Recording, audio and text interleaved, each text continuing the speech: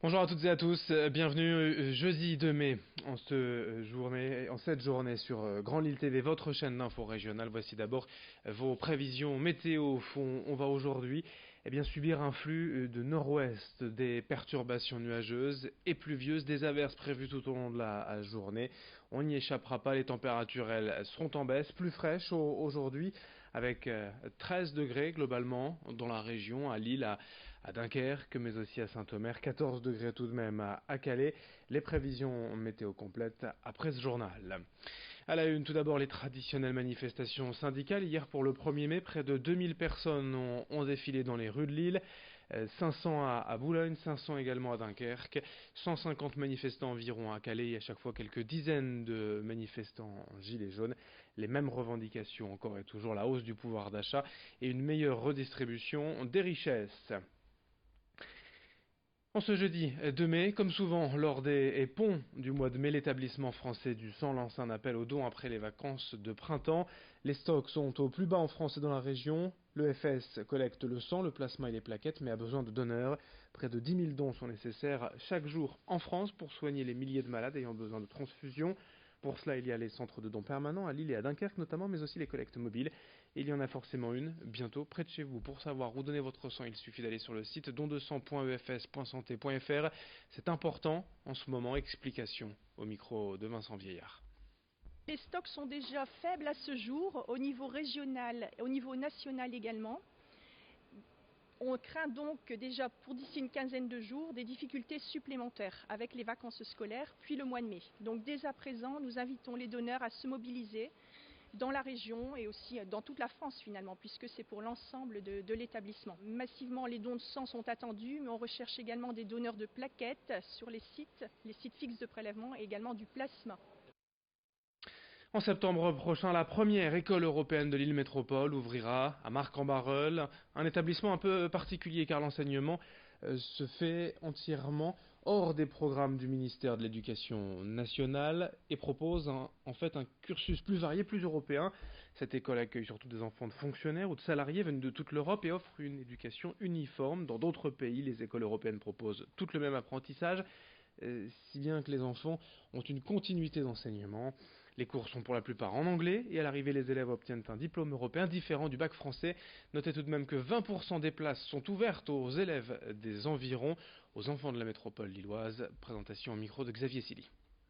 Les programmes sont totalement différents. Il s'agit de programmes européens qui préparent au baccalauréat européen.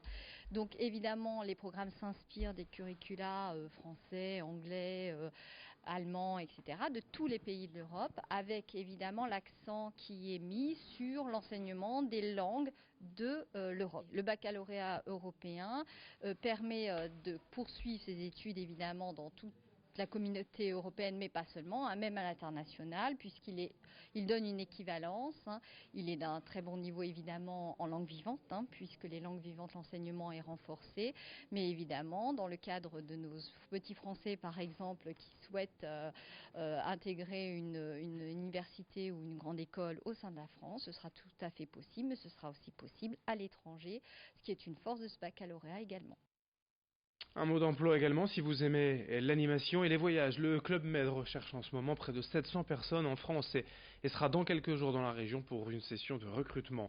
Que vous soyez animateur, prof de sport, cuisinier ou serveur, la société cherche de nouveaux talents pour faire vivre ces clubs de vacances à travers le monde. Il faut avoir bien sûr le goût du voyage et être prêt à passer plusieurs mois loin de la région.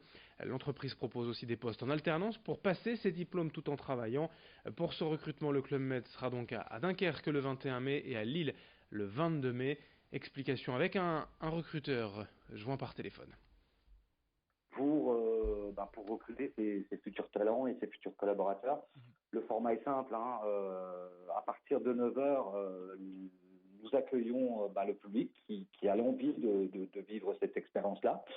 Et ils assistent également à une présentation de l'entreprise qui dure une petite heure. Et ensuite, pour ceux qui ont l'envie de poursuivre l'aventure avec nous, s'enchaînera un entretien de recrutement avec nos recruteurs qui seront présents. Dans les talents qu'on recherchera, et ça fait partie de notre ADN, il faudra toujours un équilibre entre le savoir-faire et le savoir-être. On attendra des gens qui ont de l'enthousiasme, la notion de service, la gentillesse, l'envie d'aller vers les autres. Ça va être des attentes des recruteurs pour faire vivre notre différence, c'est-à-dire le lâcher-prise pour les clients, de faire vivre à nos clients une expérience de vacances unique à la fois. Le grand angle de la rédaction avec ces longs week-ends de mai, les vacances qui approchent, l'envie de partir quelques jours peut se faire sentir. Mais pour les propriétaires d'animaux, la question de la garde se pose bien évidemment. Un chien, un chat, à laisser seul chez soi, ça peut être un problème. Il y a désormais à Lille une société de pet sitting, de garde d'animaux à domicile. Reportage signé Xavier Silly. Le soleil est de retour, c'est le temps des petits séjours. Alors pour faire garder son animal de compagnie, les pet-sitters sont là. Ludivine à Marc-en-Barœul a fait de sa passion pour les animaux une véritable profession. De quoi partir, se faire bronzer, l'esprit tranquille. Quand on fait appel à un pet-sitter qui est un professionnel, qui est agréé, qui a déposé un SIRET, etc., qui a une assurance professionnelle, c'est quand même important. Moi, je suis formée au premier secours canin et félin.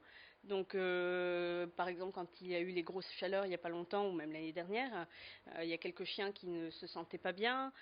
Là, en ce moment, j'ai des chats. Bon, le stress des chats est particulier.